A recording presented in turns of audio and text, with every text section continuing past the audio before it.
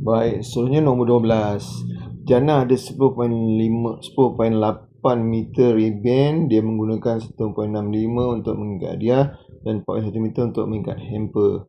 Hitung baki. So, bila kita highlightkan baki itu maksudnya ialah yang tinggal. So, yang tinggal biasanya ialah operasi tolak.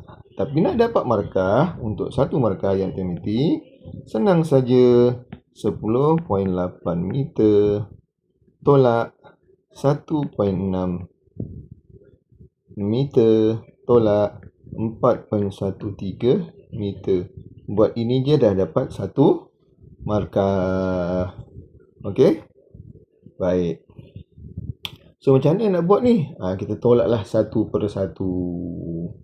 Iaitu kita akan menggunakan garisan ini untuk kita pisahkan. Ini ialah titik perpuluhan. Okey, jadi maknanya 10.8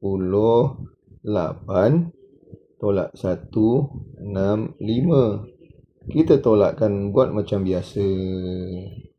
Okey, dan dekat sini ni kita boleh letakkan dia sebagai sifar.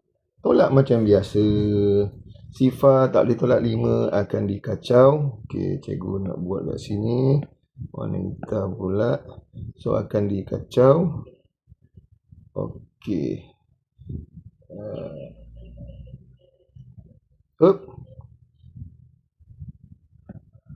Okey.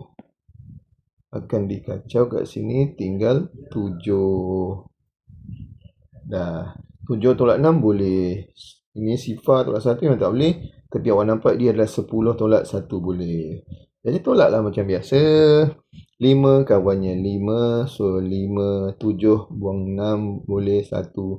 10 buang 1, 9. Dah siap? Tolak lagi 1. 4, 1, 3. Tolakkan. So akan dapat 2 sifar 5. Dah siap belum? Belum. Sebab soalannya ada titik perpuluhan. So jawapannya ialah 5 sifar 2 meter. Jangan lupa letak titik. Itu saja.